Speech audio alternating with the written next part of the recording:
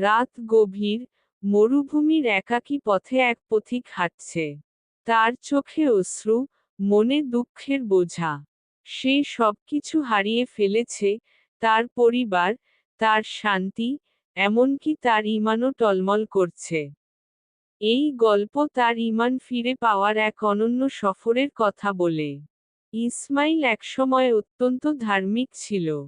ছোটবেলা থেকেই সে নামাজ আদায় করত, কুরআন পড়ত, এবং ইসলামিক শিক্ষা গ্রহণ করত। জীবনের কঠিন অধ্যায়, ব্যবসার ক্ষতি, প্রিয়জনের মৃত্যু এবং কঠিন পরীক্ষা তাকে হতাশ করে তোলে। নিরাশার সিদ্ধান্ত, একদিন সে সিদ্ধান্ত নেয়, এই জীবনে তার জন্য কিছুই নেই।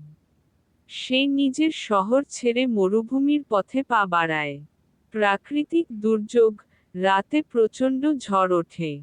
বালির ঝড়ে সে পথ হারিয়ে ফেলে। চারপাশে কেবল ধূসর মরুভূমি। আলোর দেখা, দূর থেকে একটি মসজিদের আলো দেখতে পায়। ক্লান্ত, অবসন্ন অবস্থায় সে সেখানে গিয়ে আশ্রয় নেয়। ইমামের সাক্ষাৎ, মসজিদে প্রবেশ করতেই এক বৃদ্ধ ইমামের সাথে দেখা হয়। ইমাম জিজ্ঞাসা করেন, পথিক, তুমি কে? অশ্রুভরা কাহিনী, ইসমাইল কাঁদতে কাঁদতে সবকিছু খুলে বলে।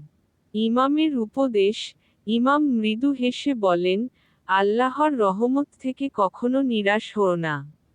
কুরআনে বলা হয়েছে, আল্লাহর রহমত থেকে নিরাশ হও না, নিশ্চয়ই আল্লাহ সমস্ত পাপ ক্ষমা করেন।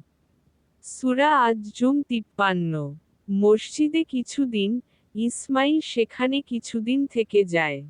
ধৈর্য ও তাওবা, ইমাম তাকে ধৈর্য ও তাওবার গুরুত্ব বোঝান। আল্লাহর দিকে ফিরে আসা, ইসমাইল ধীরে ধীরে আল্লাহর দিকে ফিরে যেতে শুরু করে। রাতের কান্না, প্রতি রাতে সে কাঁদে, ইস্তেগফার করে, এবং তাওবা করে। স্বপ্নের বার্তা, এক রাতে সে স্বপ্নে দেখে, মহানবী সাল্লাল্লাহু আলাইহি ওয়াসাল্লাম তাকে ডাকছেন, বলছেন, ইসমাইল, আল্লাহ তোমাকে ক্ষমা করেছেন, এখন তুমি তোমার ঈমানকে শক্ত করো। জীবনের মোড় পরিবর্তন, সেই স্বপ্নই তার জীবনের মোড় ঘুরিয়ে দেয়। সে আর কখনো পাপের পথে ফিরবে না বলে সিদ্ধান্ত নেয়। ইসমাইল আবার শহরে ফিরে আসে। নতুন জীবন, তার হারানো জীবনকে নতুন করে সাজায়। ইবাদাতে মনোযোগ, সে নামাজ পড়ে, কুরআন তিলাওয়াত করে, মানুষের সেবা করে। শান্তির সন্ধান, তার হৃদয় প্রশান্তি ফিরে আসে। ইমাম হয়ে ওঠা, একদিন, সে নিজেই একজন ইমাম হয়ে যায়, হারিয়ে যাওয়া মানুষদের পথ দেখানোর দায়িত্ব নেয়। সে জানে, আল্লাহর রহমত অসীম, এবং যে কেউ চাইলে ফিরে আসতে পারে। এই গল্প আমাদের শেখায়, জীবন যতই কঠিন হোক, আল্লাহ কখনো তার বান্দাকে ছেড়ে দেন না। কেবল প্রয়োজন তাওবা করা, ধৈর্য ধরা, এবং ঈমানকে শক্ত করা।